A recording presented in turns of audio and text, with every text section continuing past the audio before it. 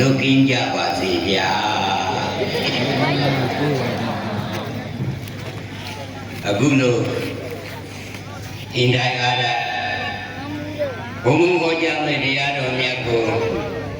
အပင်မခံပြီးဒီကဘာလေးအကုန်ခံပြီးတော့လာရောက်ပြီးတော့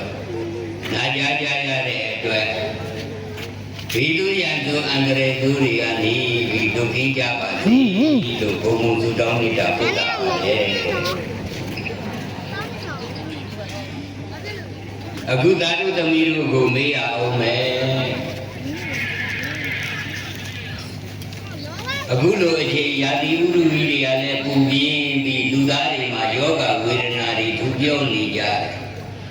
နောက်တစ်ခါဘေးမျိုးမျိုးရန်တွေတွေကလည်းကြောက်ရွံ့ထိတ်လန့်နေရတဲ့အတွက်စိုးရိမ်တော့ကပရိဒီဝါတွေမတောက်တော့ကြဘူးလား